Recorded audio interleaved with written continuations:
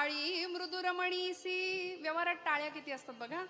उच्च स्वरे कर टाळी, पोटाची एक टाळी तदुपरी दुसरी लागली ध्यान टाळी.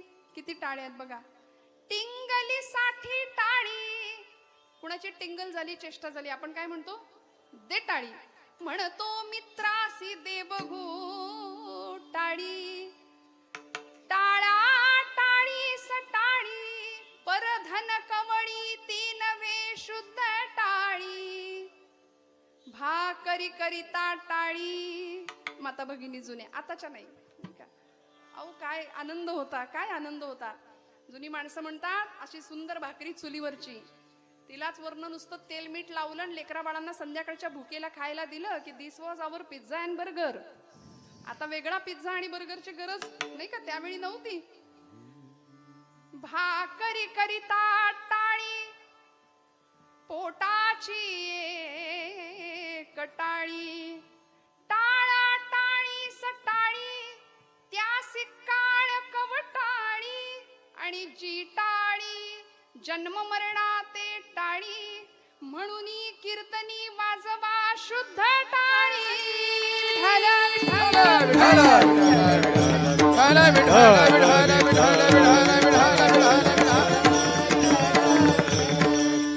बरं, आता यामागे मी वेळ नाही घालवत, त्याच्या मागे शास्त्रशुद्ध कारण आहे. टाळी का वाजवायची डॉक्टरांना जाऊन विचारावं. कारण आपण काय करतो, डॉक्टरवर विश्वास ठेवतो, प्रिस्क्रिप्शन आणतो, बघतही नाही काय गोळ्या लिहिल्यात, लगेच आणतो श्रद्धेने, आपलं घेऊन टाकतो 5 दिवसाचा जो काय असेल कोर्स तो. आपण अंतराळवीरावर विश्वास ठेवतो, एखाद्या शास्त्रज्ञावर विश्वास ठेवतो. अजून सांगते, आपण विषावर सुद्धा विश्वास ठेवतो. एखादं विषाची बाटली कुणी अशी समोर ठेवली आणि म्हणले घे बाबा हे विष आहे, हे प्यायलं की माणूस मरतं बरं का.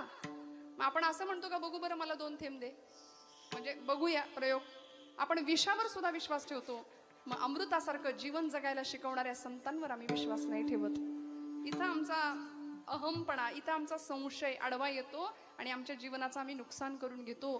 तुकोबराय म्हणतात, या संतांचे किती उपकार सांगू, काय सांगू आता संतांचे उपकार. काय हा शब्द वाङ्मयामध्ये अनेक अर्थी वापरला जातो. तो उपहासात्मक असतो, तो अनिर्वचनीय वाचक असतो, तो संतापजनक सुद्धा असतो, तो संकल्पजनक असतो, तो उद्गारवाचक असतो. अनेक प्रकारांनी काय हा शब्द वापरला जातो.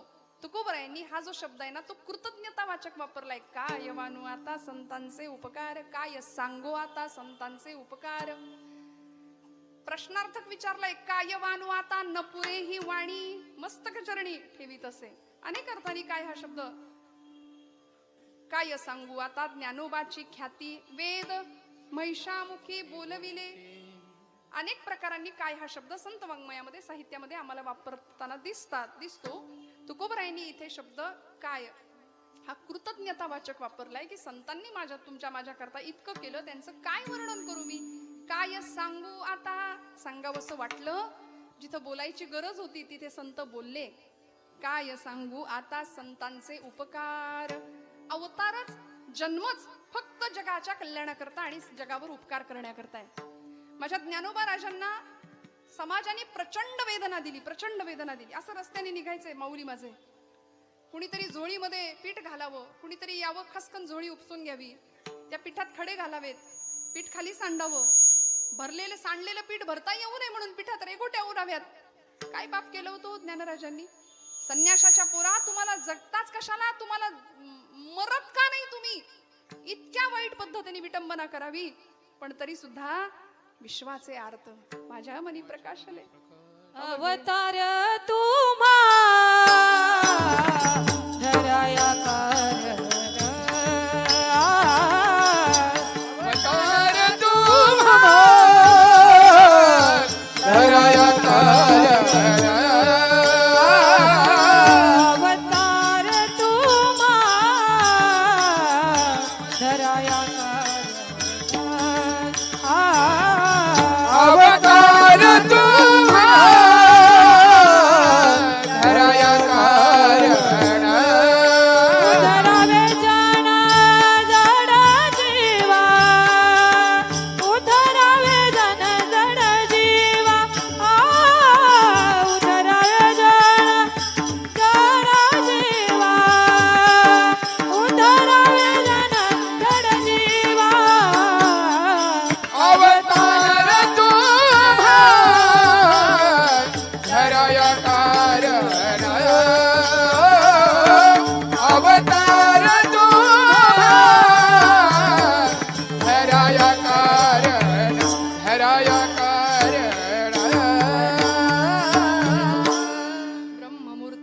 समस्त जगी अवतरले उद्धरावया आले दीनजना अवतार तुम्हा ब्रह्मादिक त्यांची वंदिती पाऊले नाम घेता वदनी दोष जाती.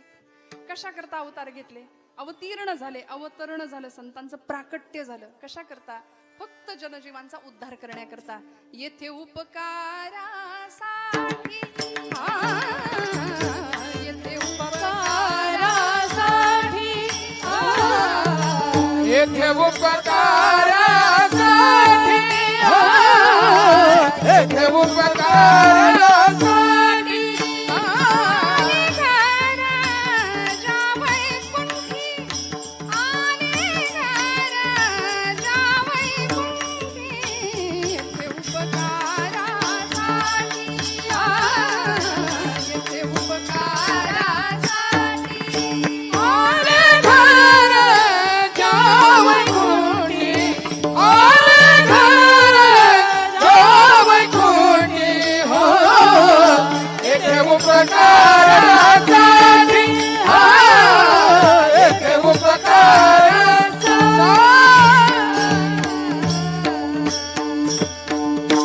समाजाने दिलेली निंदा, छळ सगळं हसत सहन केलं. अहो, माऊलींची ज्ञानेश्वरी बघा उघडून.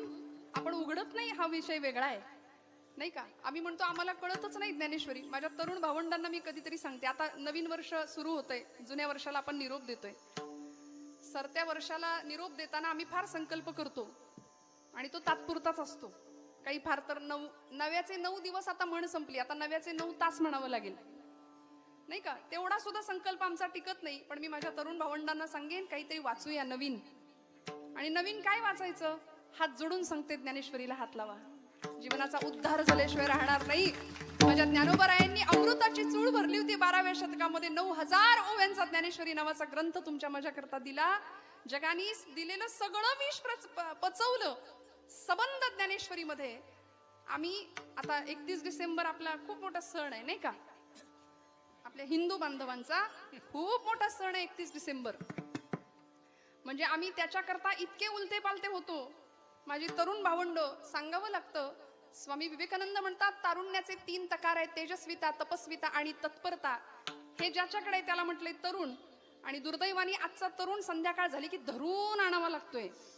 ही समाजाची दैन्यावस्था आहे, ही शोकांतिका आहे खूप मोठी. कशाला दुसऱ्यांचं खरकट खायचं? मला माफ करा, मला बाबांनी परत नाही बोलवलं तरी चालेल, पण कधी कधी ना मी नेहमी म्हणते, ज्यांनी बोलायला हवं त्यांनी बोललं पाहिजे. हीच तर गादी आहे बोलण्याची. आणि इथे प्रपंचाच्या गप्पा करत बसायला आपल्याला कुठं वेळ आहे? नको ती माणसं धर्माच्या वल्गना करतात, गप्पा मारतात आणि आम्ही शांतपणे बसतो. हे जे भगवे झेंडे दिसत आहेत ना, ही संतांची पुण्याई, ही महापुरुषांची पुण्याई म्हणून आम्ही भगव्याखाली उपस्थित आहोत, इथे बसलेलो आहोत. नाहीतर हे भगव्याचं हिरवं करायला सगळे बसले टपून. 2047 साल ठरवलेलंच आहे त्यांनी, सगळं हिरवं करायचंय, सगळं ताकदीने प्रयत्न चालू आहे. आपल्याला फक्त एक जिहाद माहितीये, लव जिहाद.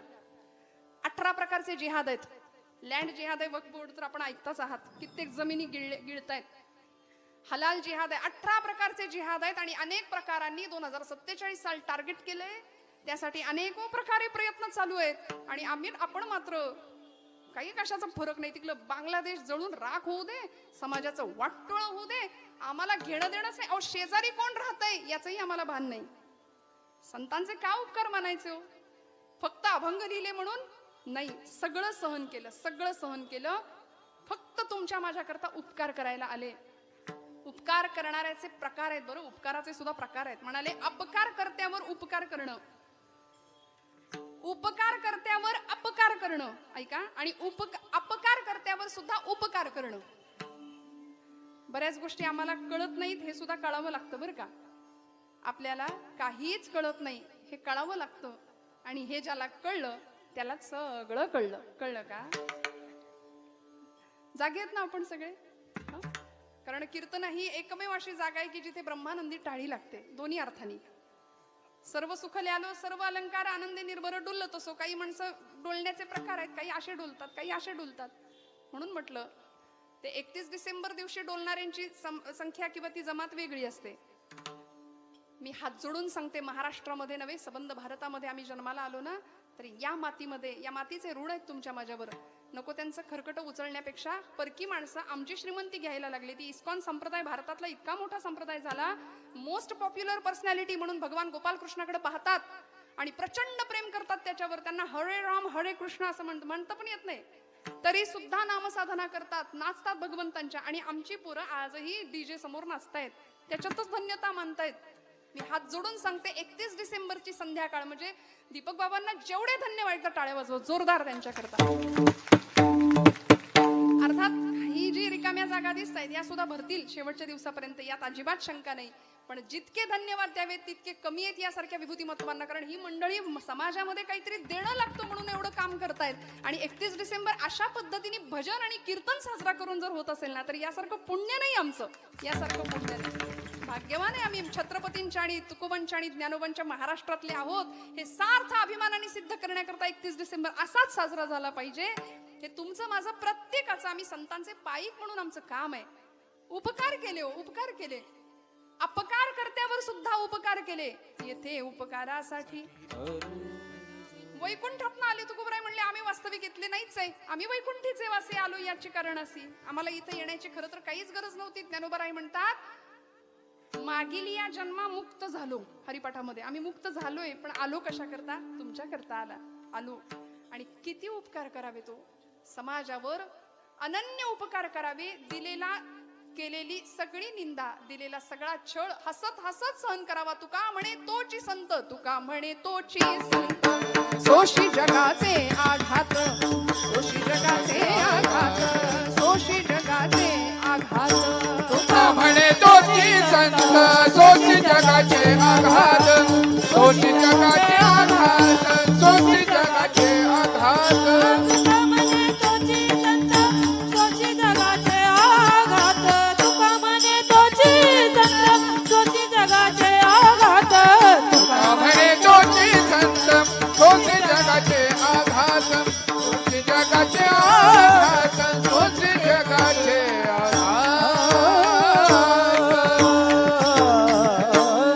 समाजाचे सगळे आघात सहन केले का? जगाच्या कल्याणाकरता, तुमच्या माझ्या कल्याणाकरता. बरं आले कशा करता आले? काय सांगू आता संतांचे उपकार मज निरंतर जागविती. महाराजांनी कृतज्ञता व्यक्त केली, मला जाग करण्याचं काम संतांनी केलंय. तुम्ही म्हणाल ताई आम्ही तर जागेच आहे, आपण कुठं झोपलाय? जागे आहेत ना सगळे, सगळे जागे आहेत, महिला वर्ग. पण आपलं जागेपण हे शरीराच्या जागृतीविषयी संत बोलतच नाहीत. हजारो वर्षांपासून आर्य सनातन वैदिक धर्म परंपरेमध्ये असून सुद्धा आमच्या मनाला आलेली मरगळ, आमचा मेंदू झोपी गेलाय, आमची मनगट काम करेनासी झाली आहेत. म्हणून तर ज्या देवस्थानची मनगट, मेंदू आणि मन कमजोर असतं त्या देवस्थानांचे कळस कापले गेले आणि तिथं घुमट बांधले गेले. वर्षानुवर्षांचा इतिहास आहे. पण जिथं मनाची मशागत झाली, जिथं मनगटामध्ये ताकद आली, जिथं मेंदू सुपीक झाला, विचारांची कार्यप्रवणता जिथं सिद्ध झाली, तिथे त्या मंदिराचे घुमट कापले गेले आणि कळस उभारले गेले. हा इतिहास आहे या भूमीचा. म्हणून तर 22 जानेवारी, बरं आम्ही कुठल्या पक्षाचे नाही, मी परत सांगते. बरं आमचा एकच पक्ष आहे, जिथे धर्म आहे तिथे आपण आहे, जिथे धर्म हो तिथे आपण आहे. आपला धर्म जगावा, धर्मो रक्षती रक्षतः. आपण धर्माचं रक्षण करावं. धर्म आपल्याला सांभाळणारी आई सारखा आहे. धर्म आपल्याला सांभाळणार. संतांनी वेळोवेळी आम्हाला जाग करण्याचं काम केलं, कारण आमची प्रचंड असलेली मनाची निद्रिस्त अवस्था मरगळण्यासारखं झालंय. स्वामी विवेकानंदांनी, अलीकडचे स्वामी, 39 वर्षाचं वय मिळालं होतं स्वामी विवेकानंदांना. या जगाला योद्धा संन्यासी रूपाने एक महात्मा भेटला, स्वामीजींच्या रूपाने. योद्धा कधी संन्यासी नसतो आणि संन्यासी कधी योद्धा नसतो, पण स्वामीजींचं वर्णन करतात योद्धा संन्यासी. सगळ्या भारतीय समाजाला उद्देशून एक हाक मारली, म्हणाले मला निरोगी शरीराचे आणि निर्व्यसनी असलेले आणि पोलादी स्नायूंचे तरुण द्या, मी देश बदलवून टाकेन म्हणाले होते. हे स्वामीजींचं आव्हान होतं. कारण शरीर नावाच्या यंत्रामध्ये ते व्यसन टाकलं की ते यंत्र गंजायला त्या क्षणी सुरुवात होते. हे आपल्या इथल्या तरुणांना, इथल्या लेकरांना कळावं. ही अनेक महापुरुषांची तळमळ होती. प्रत्येक अगदी जुन्या काळापासून कायम. ज्या माझ्या छत्रपतींना सुपारीच्या खंडाचंही व्यसन नव्हतं, त्या राजांची शिवजयंती मशाल घेऊन धावणाऱ्यांनी किती बाटल्या रिचवल्या याच्यावर दुर्दैवाने ठरतंय ते अंतर त्यांनी किती कापलं. इतक्या विलक्षण. बरं, गणपती उत्सवात गणपती समोर असतो, पडद्याच्या मागे पत्त्यांचे डाव रंगतात, हे मी सांगायला नको, आपण सगळे साक्षीदार आहात या गोष्टींसाठी. ते सॅन्टा की फॅन्टा ते आपलं नाही बरं, आपलं नाही. ते कुणीतरी असतात, ते रात्रीचे येतात म्हणे आपल्या पोरांना गिफ्ट देतात. आमच्या इकडे रात्री कुणी येत नाही. आमच्याकडे उठा जागे भारे आता, करा पंढरीनाथा, भावे चरणी ठेवा माझा, तुक विठा जय माझा. उठा जागे भारे आता, स्मरण करा पंढरीनाथा, भावे चरणी ठेवा माझा, तुक विठा जय माझा.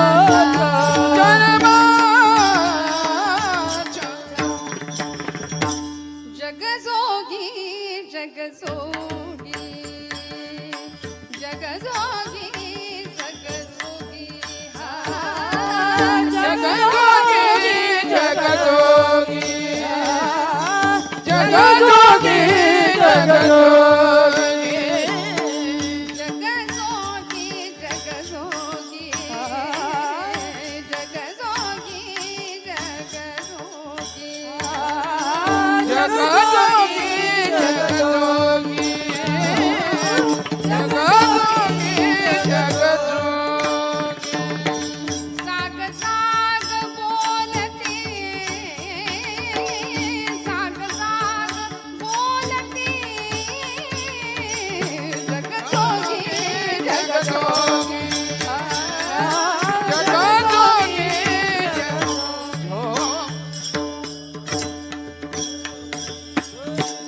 उठवायला आले. आज आमची परंपरा, आमच्या लोकसंस्कृतीचे पाईक म्हणून ज्यांच्याकडे बघावं ती मंडळी भल्या पहाटे यावीत आणि दान पावलं वासुदेवाला, दान पावलं हा दान पावलं वासुदेवाला, दान पावलं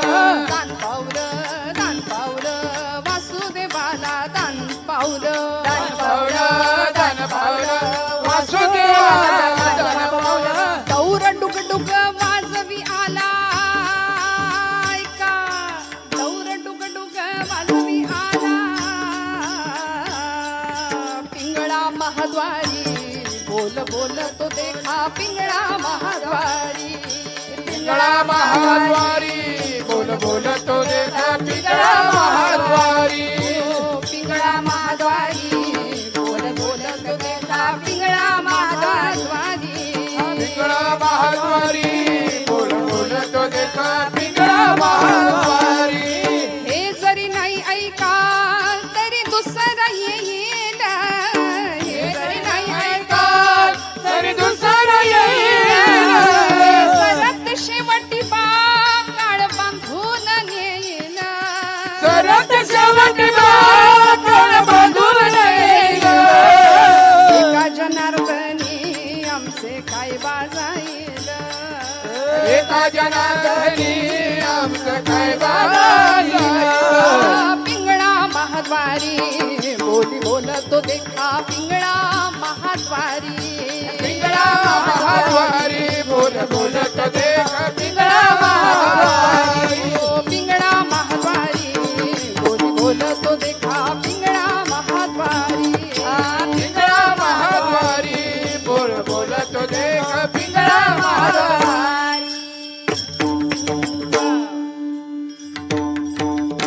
विठ्ठल विठ्ठल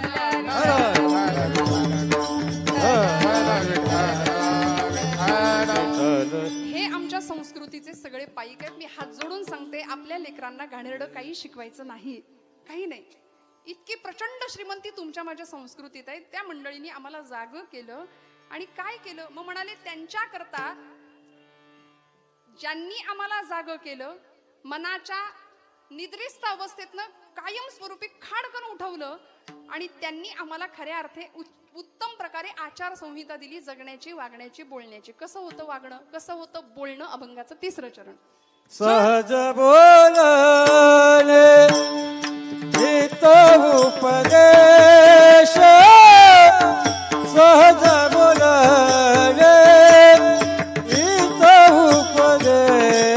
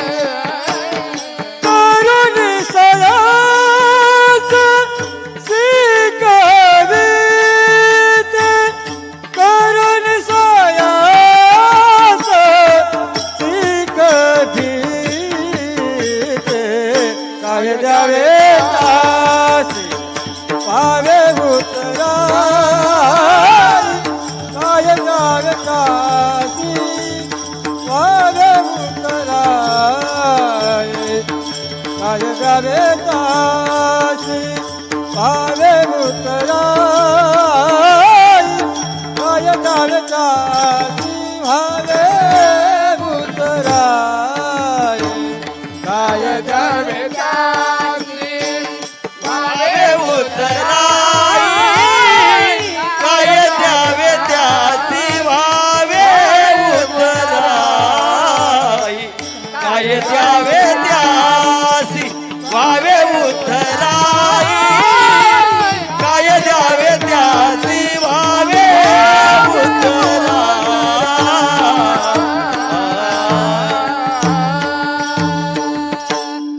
सहज बोलणे हित उपदेश करुनी सायास शिकविती.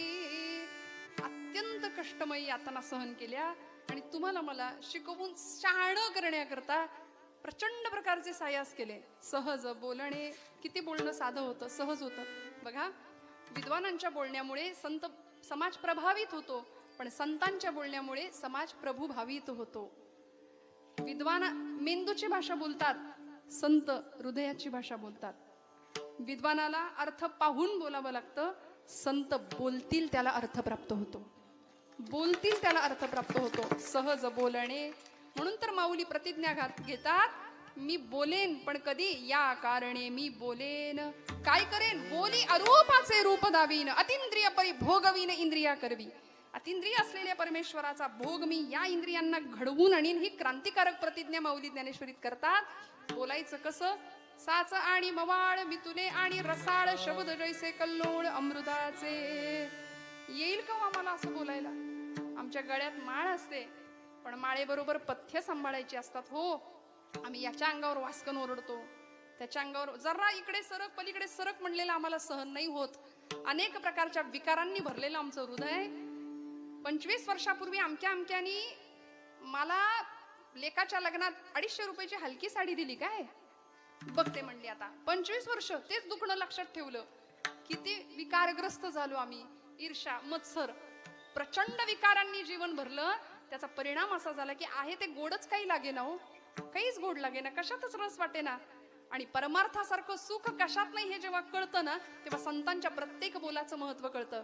काय सुंदर बोल होते. प्रेम सर्वांगाचे ठाई, प्रेम सर्वांगाचे ठाई, प्रेम सर्वांगाचे ठाई, प्रेम सर्वांगाचे ठाई, प्रेम सर्वांगाचे ठाई वाचे विठ्ठल रखुमाई. कसं बोलायचं? बोलू ऐसे बोले जेणे बोले विठ्ठल डोले. तुमच्या माझ्या हृदयातला परमात्मा आपल्या बोलण्यामुळे डोलला पाहिजे. जमेल का असं आमचं बोलणं? संध्याकाळी इकडून घरी यायला उशीर झाला, बरं का, मी आपलंच नाही सगळ्यांचं सांगते. उशीर झाला आणि अगदीच आता सगळं भांडी कुंडी आपण आवरून चकाचक केलं आणि आले. या गिळा खा, इथं केल्याची किंमत नाही, खाल्ल्याची किंमत नाही, गिळा एकदाची असं जर म्हटलं तर श्रीखंड बासुंदी वाडा उपयोग नाही, ते गोड लागणारच नाही. पण साधं जेवण असू दे, गरम करून. म्हणून गिरिजाबाईंचाच प्रपंच का बघायचा आपण? का बघायचा? हजारो माणसं रोज वाड्यावरनं जेवून जात आहेत, पंक्तीच्या पंक्ती उठतायत, पण परिणाम असा होता. संतांचं तत्वज्ञान, सहज बोलणे, हित उपदेश, अत्यंत सहज, कुठेही आक्रस्ताळेपणा नाही, कुठेही क्रोध नाही, कुठेही मत्सर नाही. गर्वन्नोद्वहते न निंदती परान, नो भाषते निष्ठुरम, उक्तंकेन चिदः प्रियंच सहते, क्रोधंच नालंबते. राग नाही कधी, गर्व नाही कधी, विकार नाही कुठला चित्ताला शिवत. मग अशा संतांचं बोलणं, त्याचा परिणाम असा होतो की असे संत एक शक करता राजा महाराष्ट्राला देऊ करतात. एकीकडे छत्रपती शिवाजी महाराजांना घडवणारी राजमाता आऊसाहेब जिजाऊमासाहेब होत्याच, पण त्यांना भक्तीची आणि शक्तीची शिक्षा देणारे 2 अवलिया संत या महाराष्ट्राच्या भूमीत जन्माला आले. वाद घालणाऱ्यांना घालत बसू देत, नक्की शिवाजी राजांचे गुरु कोण. पण एका बाजूला शक्तीच्या सामर्थ्याची आणि उपासनेचं सामर्थ्य आणि सामर्थ्याची उपासना शिकवणारे समर्थ सद्गुरू राष्ट्रगुरू समर्थ रामदास स्वामी, आणि दुसऱ्या बाजूला भक्तीची दीक्षा देणारे देहुनिवासी आपले तुकोबराय. या दोघांनी सुद्धा छत्रपतींची इतकी सुंदर मनाची मेंदूची आणि मनगटाची मशागत केली. विजापूरच्या दरबारामध्ये ज्यावेळी त्या बडी बेगम साहेबेनी असा ताट, चांदीच्या त्या ताटामध्ये विडा फिरवला सगळ्या दरबारामध्ये. कुणीच तो विडा उचलायला तयार नव्हता. आदिलशाहीच्या दरबारामध्ये प्रसंग घडतो. ती बडी बेगम साहिबा सांगते, है कोई मई का लाल जो शिवाजी को पकड के ला सकता है. उचला म्हणली विडा, कुणीच उचलायला तयार नाही हो. कारण माहिती होतं शिवाजी जैसा खूंखार दुश्मन नहीं और शिवाजी जैसा दिलदार दोस्त नहीं. माहिती होतं राजांचा पराक्रम. छत्रपती शिवाजी नाव उच्चारलं तरी मुडद्यात प्राण यावा एवढी ताकद या नावामध्ये होती माझ्या राजांच्या. परिणाम या दरबारामध्ये ज्यावेळी हा विडा फिरला ना, इच्छा नसताना सुद्धा बडी बेगम साहिबा एक खोचे लागेल असं वाक्य बोलून गेली की क्या इस दरबार में कोई भी मर्द नहीं है. एवढं वाक्य बोलल्याबरोबर ते वाक्य लागलं आणि तो उठला. त्याच्या जाजमाच्या हालचालीवरच कळलं नेमकं कोण उठलंय. अफजल खान नावाचा प्रचंड क्रूर कर्मा सैतान होता. मूर्तिभंजक असं त्याचं नाव होतं. बच्चिकंज म्हणायचे त्याला. मूर्ती फोडायचा तो. हिंदूंच्या बाया बापड्यांवर अमानुष अत्याचार करायचा. समर्थ म्हणतात कित्येक ब्राह्मणी गुजरणी भ्रष्टविल्या, किती एक देशांतरा त्या विकिल्या, किती एक हाल होवोनी मेल्या. इतका भयानक अमानुष छळ करणारा तो क्रूर कर्मा उठला आणि विडा उचलला. पैजेचा विडा उचलून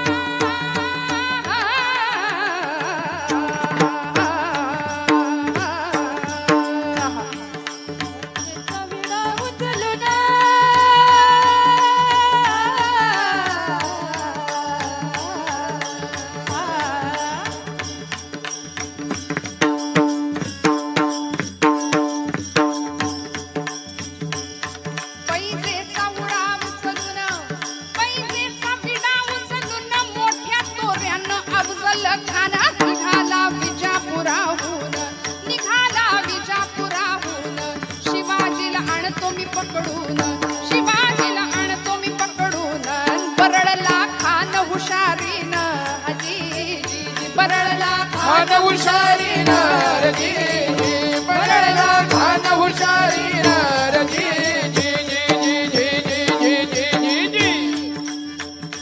अरे शिवाजी तो पहाड़ का चूहा है म्हणाला. बारीक.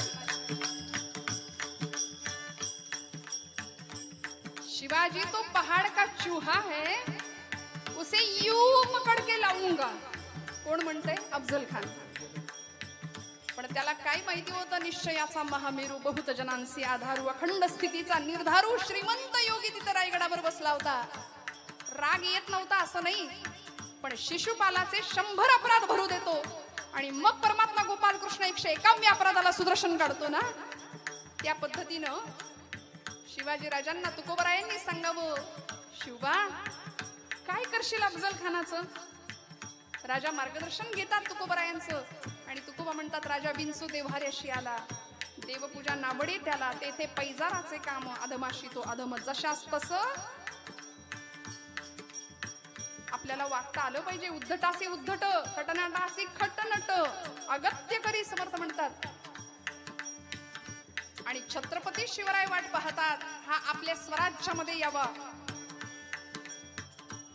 पण अफजल खान नावाचा तो क्रूर कर्म पठाण विडा उचलतो आणि तो म्हणतो, शिवाजी तो पहाड़ का चूहा है, उसे यूं पकड़ के लाऊंगा. बड़ी बेगम साहिबा खोचक एक वाक्य बोलली. ती म्हणते, अफजल खान चूहे को पकड़ने के लिए कितनी फौज चाहिए. बोलो म्हणली, उंदराला पकडायला किती सैन्य पाहिजे. अफजल खान म्हणतो, युही कोई 20-22 हजार, 22 हजार उंदराला पकडायला. कारण ताकद कडाली होती माझ्या राजाची. आणि तो म्हणतो, शिवाजीला असं पकडून आणीन.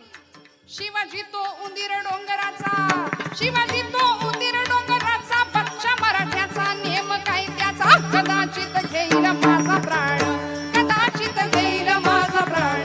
संग 20,000 सैन्य घेऊन, संग 20,000 सैन्य घेऊन निघाला मोठ्या तयारीनं. निघाला मोठ्या तयारीनं रजी. निघाला मोठ्या तयारीनं रजी जी जी जी जी जी. कुठे गेला हो? विजापूर वरून थेट स्वराज्यात येणं खरं तर सोपं होतं. नॅशनल हायवे आता तर नाही का, सरळ होतं. पण तो आला नाही सरळ. तो म्हणाला, शिवाजी राजाला कोण कोण ताकद देतं, ती तुळजापूरची भवानी त्याला ताकद देते काय.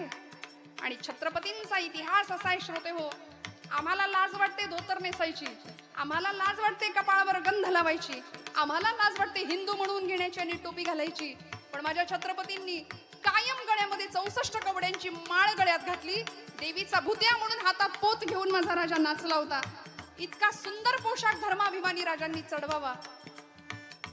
आणि अफजल खानाची वाट पाहत असताना अफजल खान तुळजापूरच्या दिशेने आला. तुळजापूरच्या भवानी मातेच्या प्रांगणामध्ये आपला हत्ती आणला. आपलीच माणसं होती त्याच्या सैन्यात. आपल्या माणसांना सांगितलं, आणा ती देवीची गंडकी शिळेची मूर्ती उपटून. बघा, ज्या देवस्थानच्या माणसांची मनगट मजबूत नसतात तिथे असं घडतं. फितुरीचा रोग फार राष्ट्रघातकी, वैभवास लोळविते साथ फाटकी, हजारोंच्या नेकीवर एकाची हरामी पाणी फिरवते. हा या देशाचा इतिहास आहे. अनेकांनी फितुरी करून राष्ट्राचा इतिहास मलिन केला. अफजल खानाने सांगावं, आणा ती देवी, आणि आपल्याच लोकांनी गंडकी शिळेची देवीची मूर्ती उपटून आणली. घण घातला जगदंबेवरती. त्या जगदंबेकडे पाहिलं, लळ लळ लळ करणारी तिची ती जिव्हा पाहिली, तिचं ते तेजस्वी रूप पाहिलं. आणि अफजल खान म्हणतो, हिंदुओं की देवता इतनी तेज है तो हिंदू क्यों भेड़ बकरी जैसा जी रहे हैं. आणि कुणाला काही कळायच्या आत खाडकन मूर्ती खाली टाकली. ठिकऱ्या झाल्या मूर्तीच्या. जाती घेऊन माणसं बोलवली.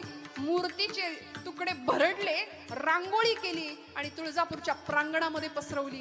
थाय थाय थाय थाय आपला हत्ती अफजल खान त्या मातीवर नाचवतो आणि म्हणतो, मैंने परमात्मा की मिट्टी बनाई है कोई मई का लाल जो मिट्टी से परमात्मा को फिर से पैदा कर सके. तुळजापूरला धडक मारली.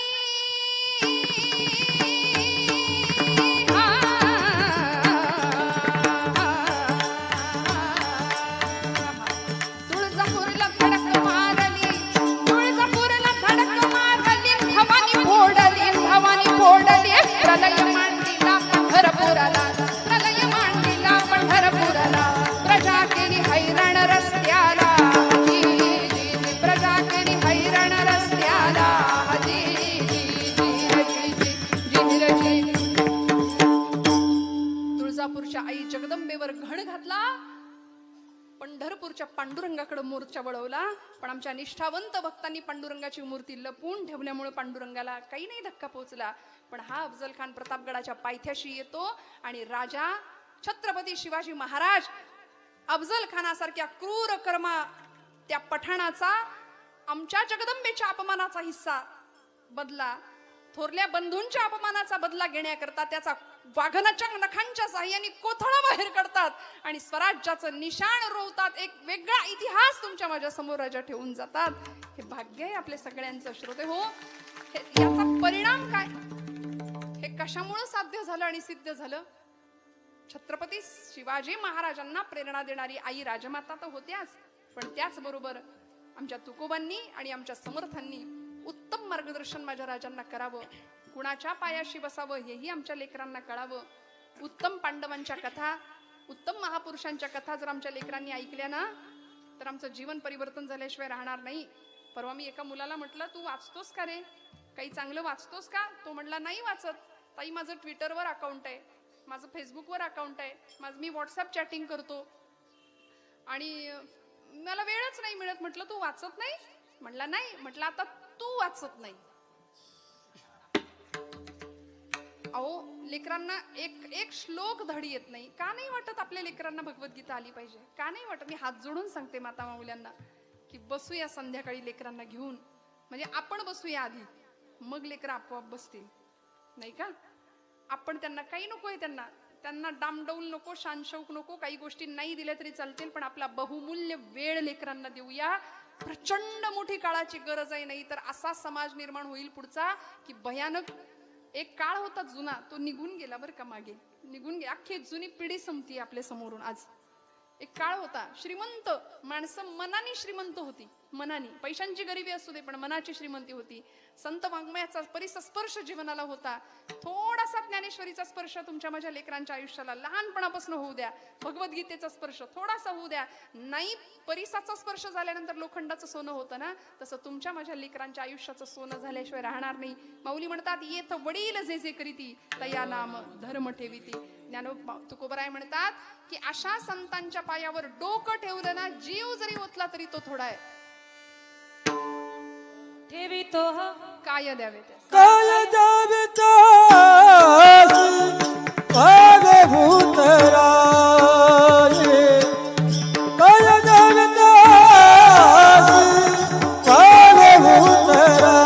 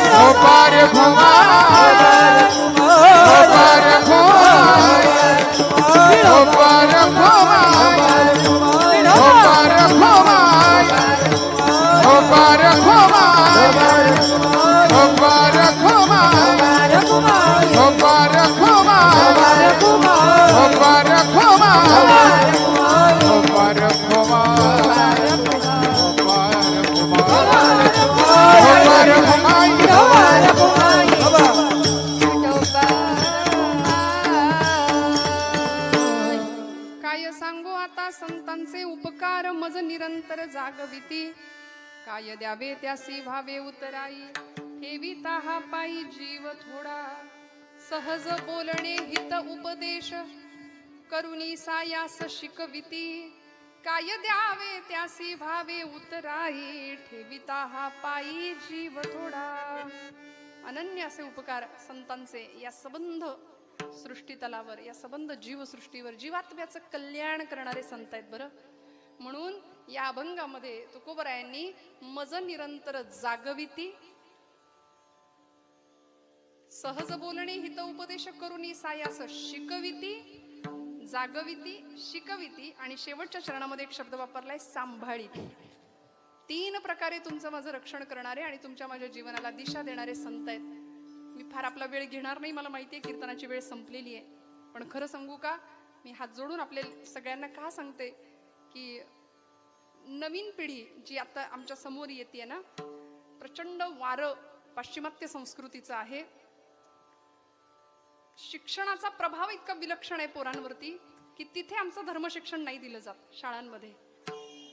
कारण पूर्वीच्या काळी गुरुकुलं होती, आश्रम व्यवस्था होती, तिथे शिक्षण दिलं जात होतं, संत वाङ्मयाचं शिक्षण दिलं जात होतं. आता आमच्या लेकरांना ते ज्ञान नाही. आमच्या लेकरांना मानव समाजाची उत्पत्ती कशी झाली हे सांगताना डार्विनचा उत्क्रांतीवादाचा सिद्धांत सांगितला जातो की माणसाची निर्मिती माकडापासून झाली. बरोबर आहे ना? शाळेत हेच आपण शिकलो. काही वेगळं शिकवलंय का? नाही. माणसाची निर्मिती माकडापासून झाली. वाटतंय तुम्हाला पटतंय यापैकी काही? आपण माकडापासून झालो? छिची. अहो ते शेपूट काय गळून पडलं म्हणे आणि मग ते माकडाचा माणूस काय झाला. ज्यांनी शोध लावला त्यांचे पूर्वज माकडं असतील, आपले नाहीत. आपले नाहीत.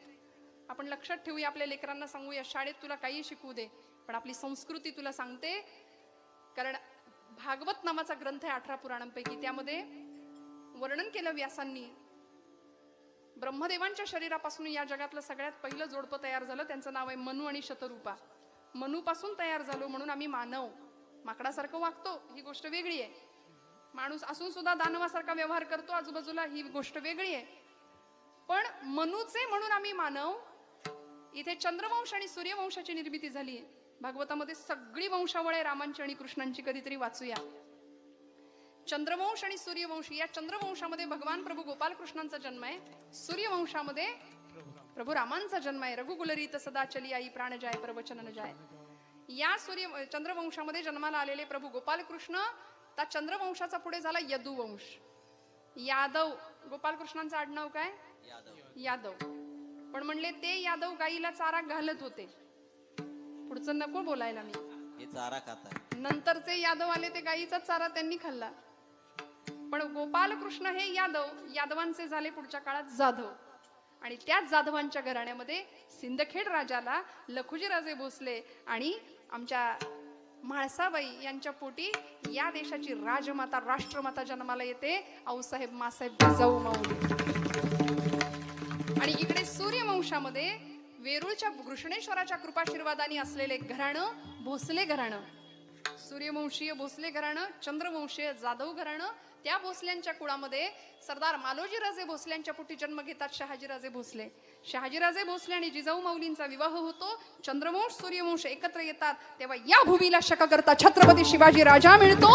हे आमचं भाग्य आहे. म्हणून लक्षात ठेवूया, आमचे पूर्वज माकडं नव्हते. आम्ही छत्रपतींचे वारसदार आहोत. आम्ही ज्ञानोबा तुकोबांचे वारसदार आहोत. आम्ही रामाचे आणि कृष्णाचे वारसदार आहोत. त्यामुळे इतकी जाज्वल्य आणि उदात्त परंपरा आम्हाला लाभल्यानंतर सुद्धा जर आम्ही आमचं पतन आमच्याच हाताने जर करून घेणार असू ना, तर आमच्यासारखे निर्लज्ज आम्ही आहोत. मला माफ करा. मी हात जोडून सांगते, आपल्या लेकरांना योग्य ते धर्मशिक्षण घराघरात द्या. घराघरात द्या. काळाची खूप मोठी गरज आहे. मला सांगा ना, संतांनी एवढं सगळं वाङ्मय तुमच्या माझ्या करता दिलं. आमची पोरं तर इकडं वळत नाहीत. पण लहानपणापासून जर आम्ही त्यांना सवय लावली ना, एवढ्या एवढ्याशा पोरी असतात. दुकानामध्ये कसे कपडे त्यांच्याकरता मिळतात. अंग भरून कपडे घालायला म्हणजे आईच तयार नसते मुलीच्या अंगावर. गॅदरिंगला पोरगी नाचते निंबुडा निंबुडा गाण्यावर आणि बाप म्हणतो काय माझी पोरगी नाचते. किती निर्लज्जपणाचा कळस आहे मला सांगा. का नाही लव जिहाद घडणार? का नाही आमच्या लेकी बाळांकडे वाईट नजरेने कुणी बघणार? या समाजामध्ये एखादी मुलगी जर रस्त्याने चालली तर तिची छेड कोणीतरी काढतं आणि असंच एक टोळकं बाजूला बसतं आणि तो पराक्रम बघत राहतो. हे जर करत असाल तर तुम्ही छत्रपतींचं नाव घेण्याची आपली पात्रता नाही, हे समजावून चाला. कारण ज्या राज्यामध्ये स्त्रीचं शील, तरुणांचा पराक्रम, वृद्धाचं जीवन सगळं सुरक्षित होतं ते स्वराज्य आहे.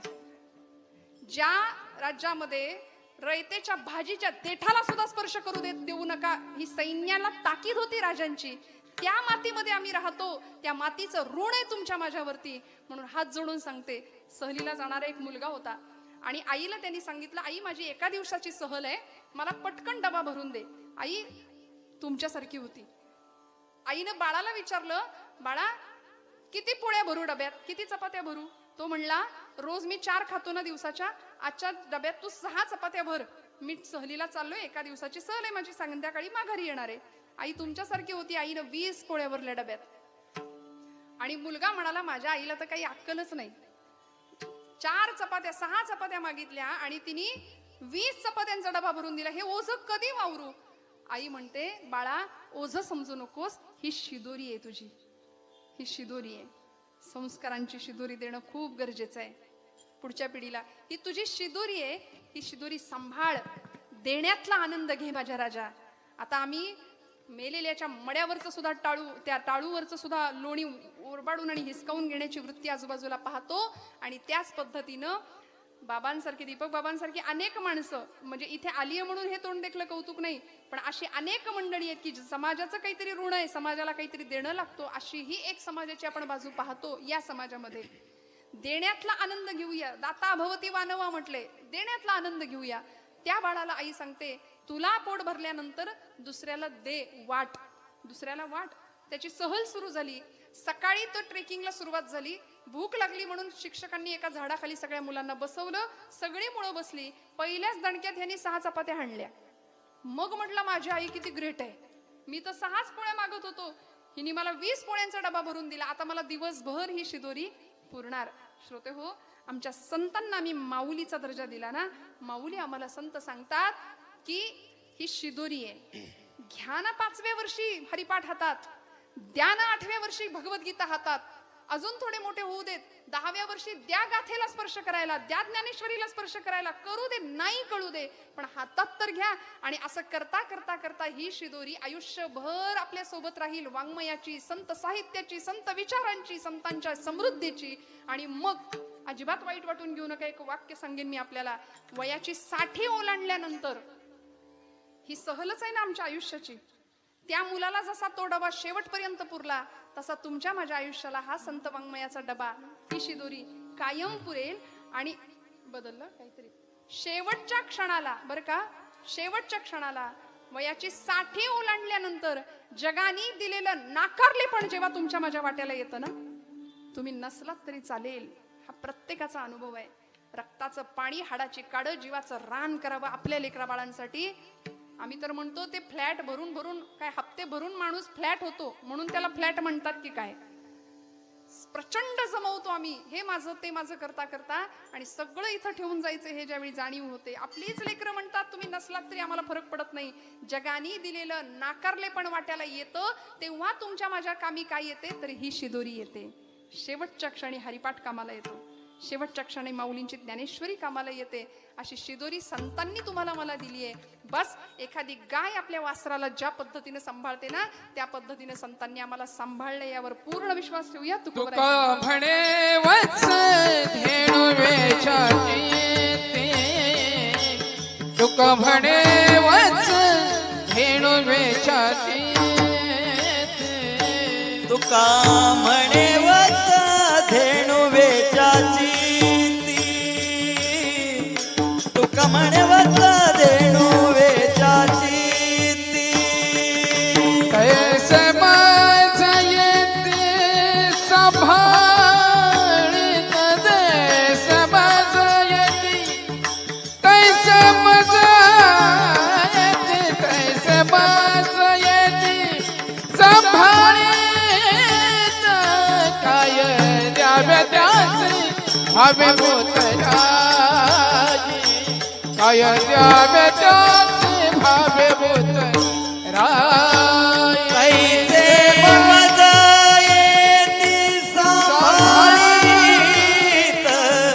कैसे मजा येती सांभाळीत, काय द्यावे त्याची भावे भूतराई, काय द्यावे त्याची भावे भूतराई.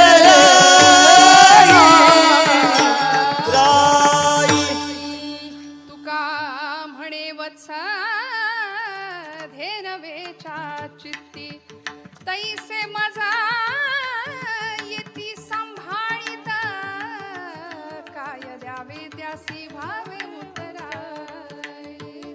मला माहितीये खूप घड्याळ आपलं पुढे गेले.